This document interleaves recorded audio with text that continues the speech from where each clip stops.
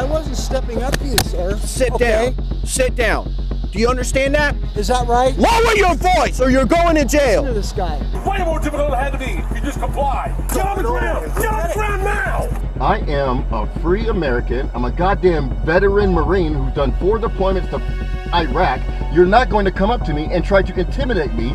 You are messing with a Navy veteran that is waiting on an Uber. Sir, I'm going to ask you one more time. That is doing nothing wrong. War veterans, the brave men and women who have served our nation, play a fundamental role in shaping our society. Their sacrifices, both on and off the battlefield, deserve our utmost respect and appreciation. But what happens when they get harassed by corrupt cops? So, here are 3 real-life examples that answer the above question, and some of the results are not what you would expect. But before we continue, please hit the like button and subscribe to our new growing channel. Alright, let's start with the most obvious one from the highlight reel.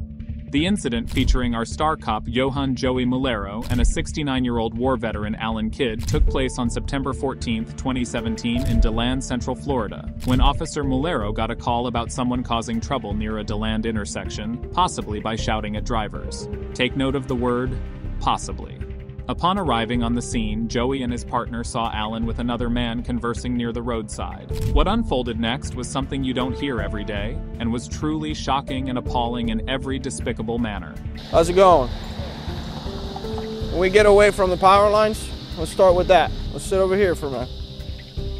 Oh, I didn't know we were... You don't see the power lines? I didn't even look up. Okay, well, maybe you should pay attention. Okay. Have a seat over there.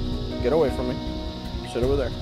You're pushing me away from you? Yeah, I don't need you stepping up to me like that. Sit down. Stepping up to you? Sit down or I'm going to sit you down. I wasn't stepping up to you, sir. Sit down. Sit down. Do you understand that? When I tell you to do something, you do it. Yeah, is that right? Okay. You're on a power trip? Is that what it is? No. Okay. I need you to listen. That's what's up. We're sure that you, like Alan here, are equally shocked by the officer's aggressive conduct. Undoubtedly, Officer Mulero is on a power trip and appears to be abusing his authority given his sudden outburst and the way he manhandled poor Alan. Then he turned his attention towards the second man to further investigate the matter. Who are you? I was just on the street and we were just talking. I saw that he was distraught and I was just trying to help. Okay, I appreciate your help. That's true. Do you live around here? Yeah, just next street. Okay, you're good to go. I was just trying to help. Okay. Thank you. Have a nice day. All right, man. Okay, God bless, okay? For any responsible cop, this should have immediately put all his suspicions to rest, knowing that the veteran is distraught and needs help. Not to jump the gun, but war veterans often suffer from post-traumatic stress disorder or PTSD, and perhaps Alan too is subjected to them. Not to mention that according to studies, on an average, approximately 15% of officers in the US experience PTSD symptoms, things Officer Mulero should be all familiar with given his job, and therefore approach the situation with sensitivity and care essential in such cases. Unfortunately, his actions were quite the opposite. What's your name, man? My name's Alan. Alan what? Kidd. Kidd. Yes, sir. Are you homeless? No, sir, I am not homeless, okay? So what's going on with you today? Nothing. I'm just standing on the street corner talking to this guy I just met, and all of a sudden you're pushing me down and being real physical with me. You know why? I don't understand. No, I don't know why. Lower your voice. Lower your voice. Really? Okay? Do I have to do this? Yes, I'm telling you the voice. Okay. Listen to me. Because I'm going to tell you one more time. I'm going to tell you one more time and you're going to go to jail. Is that right? Lower your voice or you're going to jail. Listen to this guy, okay? Do you believe in this? Lower your voice or you're going to jail. I'm not. Oh, you're going to go to jail. Base. So listen, we are going to start over again so you can learn. Go ahead and keep moving forward. I'm going to lay you out on the ground. I'm just trying to get more comfortable, okay? Lay you out on the ground. Going to jail for what? Being respectful, calling you out on your threats, following all your instructions? Looks like we have another perfect example of a corrupt power trippy cop in Officer Mulero here, folks. You are going to calm down and we're going to have a normal conversation and you're going to understand why I'm here. Okay, if you shut up and listen for a minute, you will understand. I'm ready. We were called here because you were here supposedly yelling at the cars and causing a scene. Negative. Okay. Are you going to stop talking so I can explain to you? Okay. You're about to go to jail. I wasn't yelling at You're any cars. about to go to jail. That is the last time that I tell you. Next time you're going to have handcuffs on you and you're going to jail. Despite Allen's surprise, the officer continues to show a dominating demeanor, repeatedly threatening to arrest him. He even went ahead a step further to accuse the veteran of invading his personal space, despite the clear evidence of how things went down. When you walk up to an officer and you get that close to an officer, it is not good. Why? Because now you're in my personal space. So I am telling you to back up, and when you don't back up, for you, yes, when I give you an order, right? Because when I give you an order, because you're on a power trip, because when I give you an order, is that right? Because when I give you an order and you don't follow it, that's what happens. So what's going on with you that you're yelling at cars or whatever? Where are you yelling at cars? No, sir. Okay. Absolutely where do you live? Not. Where do you live? I live in DeLand, North DeLand. Okay. No, where in North DeLand? I'm on my way home. Okay. Okay. Were you having some kind of issue? Did you need some assistance? Absolutely not. This guy was just trying to help me and be a good Christian. Help you on what way? In what way? What do you need help with? Spiritual way, okay? Okay. Do you live with somebody? No, Okay. Do you have ID on you? Huh? Do you have ID on you, sir? Yes, sir. I sure do. The veteran continued to voice his concerns about the officer's abuse of authority, all the while feeling confused by the situation he found himself in. After all, in his mind, this wasn't the freedom he had fought for. But the final straw came as he was about to show his ID, and Officer Mulero lost his cool on one of his remarks. I don't understand why you're doing this, why you're pushing me Because I don't like people testing me. I don't like people not following my orders. Nazis either. Okay. Are you done? Can I show you my ID? Give me the arm. Give me your arm. Can I show you my ID? Hold on, let's get his backpack off.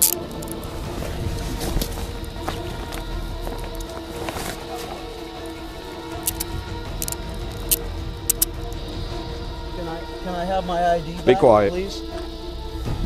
Spread your feet.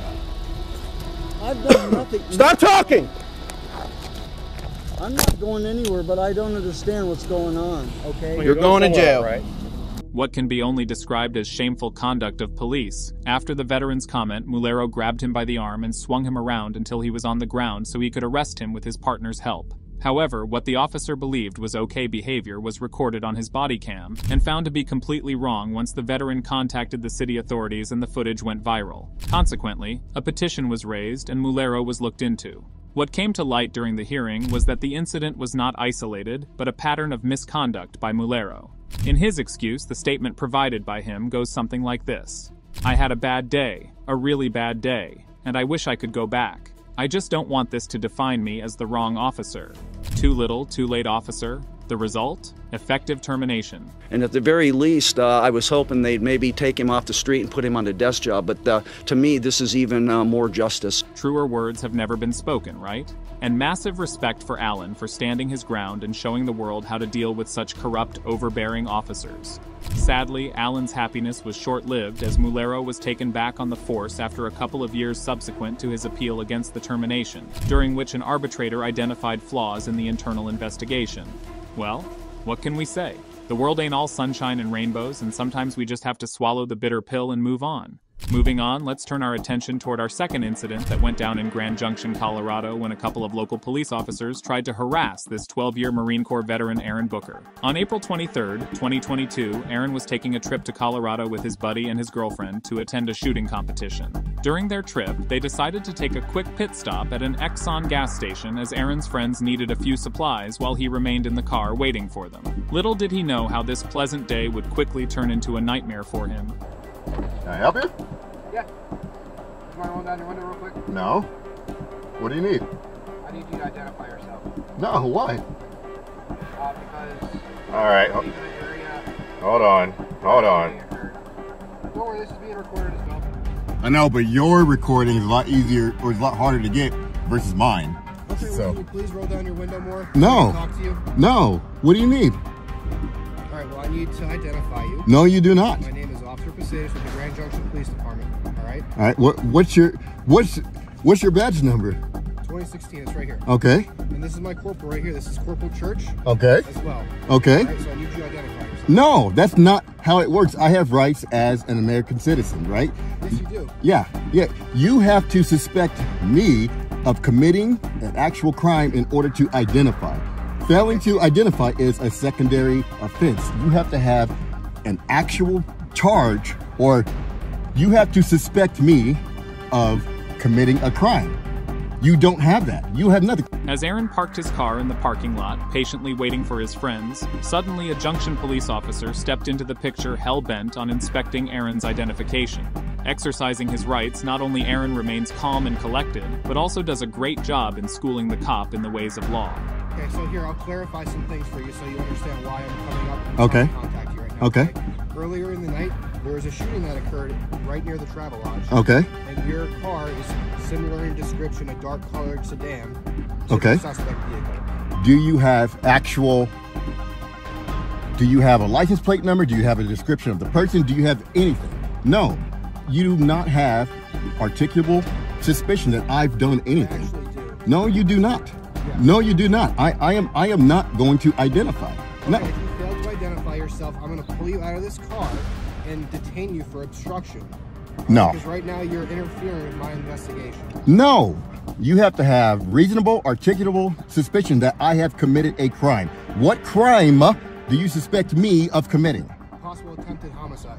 Officer Posadas explained to Aaron about a shooting that took place near the area a few hours before Aaron arrived in the parking lot, and that his vehicle matched the description provided to them. But it is important to note that under Colorado law, the officer must have reasonable, articulable suspicion, a standard that law enforcement officers must meet to stop, detain, or search an individual. It means that an officer must have specific and objective facts or circumstances that lead them to believe, based on reason and evidence, that a person may be involved in criminal activity. All things not seen in Aaron's case here.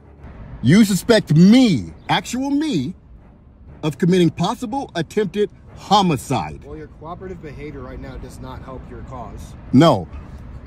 Being cooperative or uncooperative, I'm not giving up my rights. When you give up your rights, you'll lose your rights eventually. I have rights as a free American. I've done absolutely nothing. What description of that vehicle did you get? Tell me. Not a darkened colored sedan. A darkened colored sedan. Yeah. Okay. And two people also stated that one of the suspects may be of African American descent. Okay. Well, it's not me. I've done nothing. I am not going to identify because you don't have that right to take that right from me. I've done fucking nothing at all. Sensing the stalemate situation, Officer Posadas calls for Corporal Church to come and persuade Aaron to show his ID, but the Marine remains adamant about not giving up his ID and sticking to his constitutional rights as he should. It's no secret that cops use such tactics to intimidate people and find loopholes around the law, consequently exploiting it as they see fit. Some of you may argue, hey, he is just asking for an ID. Why not just give it and be done with it? Before you answer, ask yourself, once you start giving up your rights, where does it stop? Hey, Aaron. I understand your situation. But I am a free American. I'm a goddamn veteran Marine who's done 4 deployments to fucking Iraq. You're not going to come up to me and try to intimidate me and get my identification. Wait, man. Okay. All I really need to do is identify you. No, you do not. No, you don't. You already know my name, which means you looked up my freaking license plate, right? So why do you need for me to identify? I'm not giving up my rights as a free American because you guys are using intimidation tactics. Failure to identify is a secondary offense. Secondary. You have to have a primary charge, a primary reason, right? I just told you. Reasonable, articulable suspicion that me, have committed a crime. Not anybody in the fucking area, me as a person. Listening to Aaron passionately articulating his logic, even a complete novice with little to no knowledge of the law can agree that he is at the right here. If only the law enforcement officers could grasp the legality of the situation, things could have turned out quite differently. Yet the frustrating reality remained the same. You know what? At this point, am I being detained? Yes or no, please? Yes. Okay. At this point, I'm executing my 5th Amendment right to remain silent. I'm going to remain silent. You know, what's funny, my buddies that just left, they were also in a dark sedan. A dark sedan, right? But you guys aren't questioning them. Why? Answer me why, please. They were in a dark sedan. The exact same color, actually. The exact same fucking color, and we're going to a competition. You said that one of the suspects was identified as, or may have been identified as a black American, right? But which means that there might have been a second suspect, right? Was the second suspect white or Mexican, Hispanic, whatever, right? But you aren't stopping them and questioning them. You stop me. I'm the absolute last person to ever bring up race about anything, man. I don't ever bring that up. But I find it hard to believe that my fucking buddy's car, dark sedan, exact same color, dark gray, we leave at the exact same time, he doesn't get stopped. If we look closely, there's some truth to what Aaron is saying here. The person who reported the incident to 911 said that there were 2 suspects involved in the shooting, one white and one black male in a dark sedan. Coincidentally, Aaron's friends in their vehicle were a better match to fit the same description. Surprisingly, none of the officers treated them as suspects and were cleared to go, while poor Aaron ended up with detention. No wonder why he is so angry and agitated with the whole situation. But regrettably for him, things were far from being over. Why are you not cooperative? Because I don't have to be cooperative with your investigation. Well, you have to ID yourself. No, I do not. Okay. What's your name and your badge number, please? Okay. What's your name and your badge number? What's your name and your badge number, sir? I'm not going to give that to you. You have to. No. Yes, you do. No.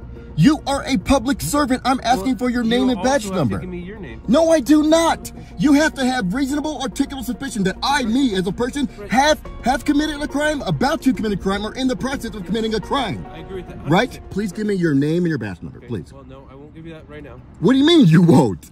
This is the most ridiculous thing I've ever encountered. It seems Sergeant Steele here might have missed some important details during his time at the police academy. Law enforcement officers are required to provide their name and badge number when requested by citizens, and his refusal to do so is nothing short of being unconstitutional. Aaron asks the same for Corporal Church, but all he got was a no and a walk-off. Can I please have your name and badge number for the record, please, too, sir? Right after you give me your ID, I'd be happy to provide. That's not how it works. That's not how it works. You are a public servant. If the public asks for you to identify, you must identify. The cops continue to hold Aaron for about 15 more minutes, wasting precious time which they could have used to investigate the case or go after the real suspect. Don't these idiots know they have a homicide for crying out loud here? Unable to out-argue or find legal grounds to detain Aaron any longer, the officers had no option but to release him. All right, Mr. Booker, you have a nice day. Good luck at your shooting competition. F*** off, man. Aaron hired an attorney who filed a formal complaint and issued notice of a civil lawsuit against the Grand Junction Police Department. An internal affairs investigation was conducted, and according to Grand Junction Chief Doug Shoemaker, all allegations against his officers were unfounded, except for Sergeant Steele not identifying himself. During his review, Sergeant Steele said it was never his intention to do so and he just forgot. The case proceeded to court, and the specific details of the lawsuit's outcome are not publicly known, but by the looks of it, seemed like a happy ending for Aaron. I'm not allowed to talk about the elephant in the room, but I will tell you that I am extremely satisfied with the outcome of everything. And we couldn't be happier for Aaron. However, the same cannot be said for Lieutenant Karen Nazario, who was treated so badly that it makes us wonder whether law enforcement officers are here to protect us, or if it's they we need protection from. I'm serving this country and this is how I'm treated? Really? Get your hands... Get out of the car now. Get out of the car. Get your hands off me. Don't do that. Sir. Hold on. Watch it. Air 4 OCs deployed.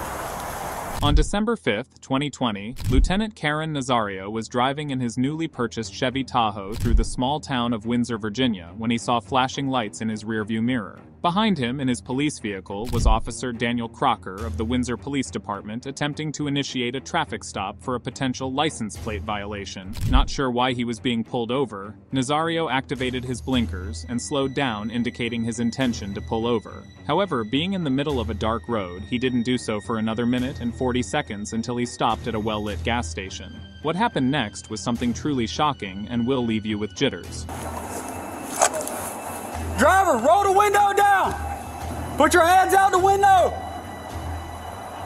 Put your hands out the window. Turn the vehicle off. Put your hands out the window. Put your hands out the window. Meanwhile, another officer called Joe Gutierrez arrived at the scene and joined Crocker while Nazario put his hands out as ordered, but not before wisely taking the call to record the whole incident on his cell phone. Let me see your hands! How many occupants are in the vehicle? What's going on? How many occupants are in your vehicle? It's only myself. Why are your weapons drawn? What's going on? Open the door slowly and step out! Open the door! I'm not getting out the vehicle. What's going on? What's going on? Get out of the car, now! Open the door and get out of the car! Keep your hands outside the window! My hands are right here. What's going on? Get out of the car now! Get out of the car! What's going on? Turns out Officer Crocker failed to notice the temporary license plate taped to the back window. Put together with tinted windows and what seemed like a driver on the run, Crocker wrongfully assumed the whole case was a high-risk traffic stop. But he didn't explain all this to Nazario, who repeatedly kept asking about the reason for him being pulled over. And the situation only got worse after Gutierrez's arrival. I'm serving this country and this is how I'm treated? Yo, what? Guess what? I'm a veteran too. I don't know, babe. Get out of the car! What's going on? What's going on? You're fixing to ride the lightning, son. I'm sorry, what?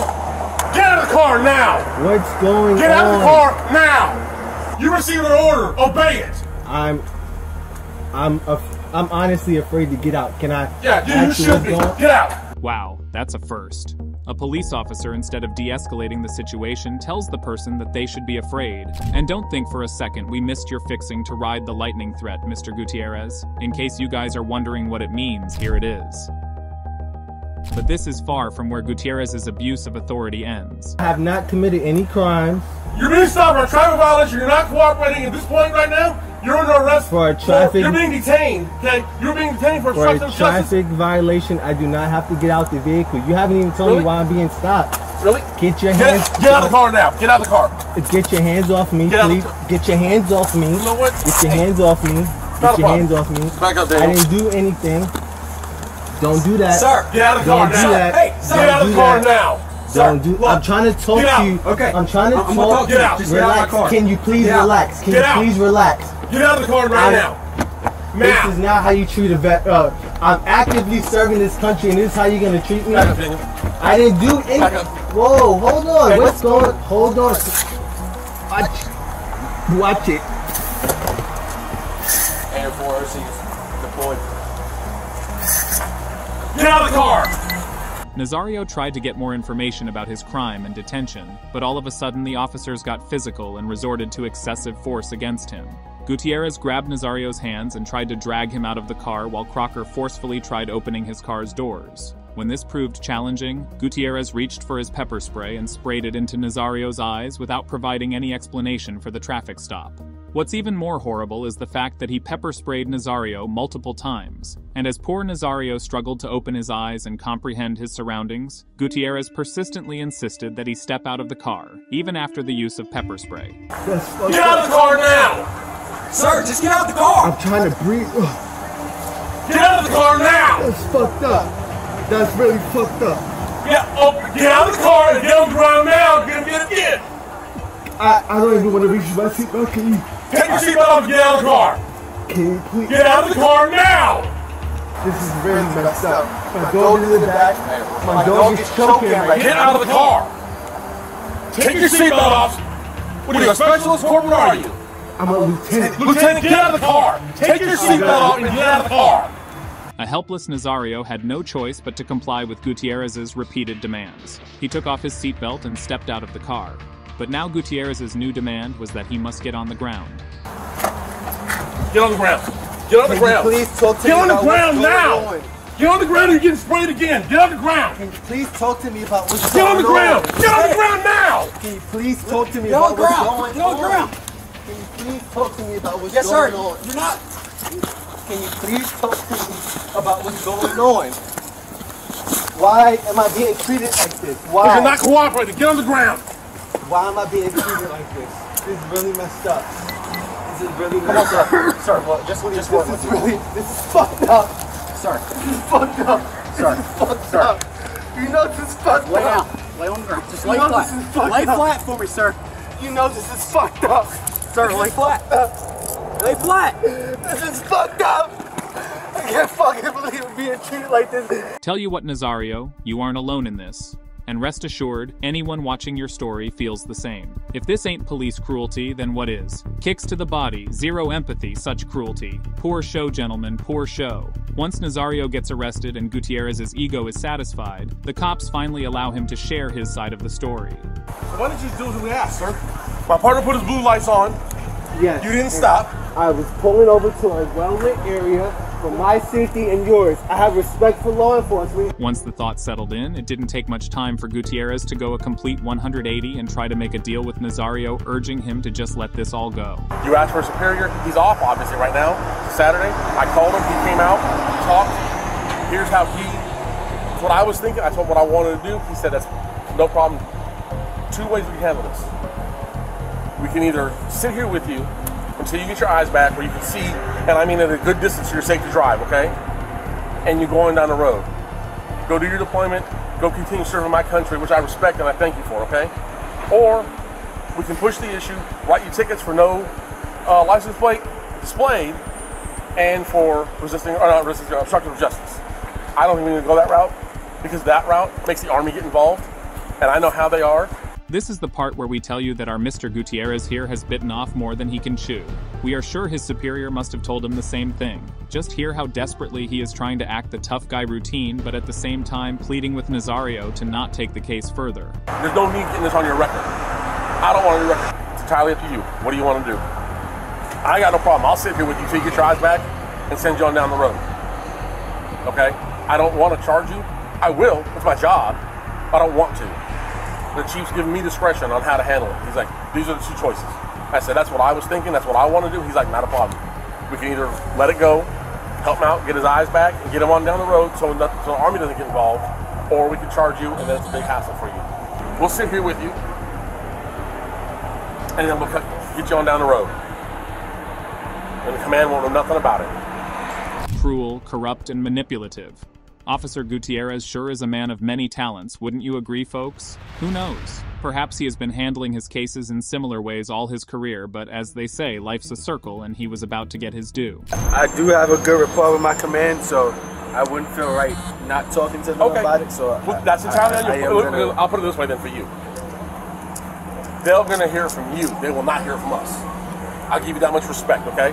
The cops had no choice but to release Nazario. Not only did Nazario make good on his promise to report the incident to his commanding officer, but also filed a lawsuit against both the cops involved in the incident, claiming that his constitutional rights were violated. After the videos of the arrest came to light, the case took a life of its own, and garnered massive support for Nazario both in public and on social media. Officer Gutierrez was effectively immediately terminated. That's a great relief, however. The same cannot be said for the lawsuit settlements. The jury did condemn the incident, but awarded Nazario only a total of $3,685 in the $1 million lawsuit against Windsor, Virginia, police officers Joe Gutierrez and Daniel Crocker. Tell you what, Nazario, you may have not won the rest, $996,315, but you sure did win people's hearts and minds, and that's saying something. That's all for today, folks. Don't forget to hit subscribe on your way out, and we will catch you in the next one.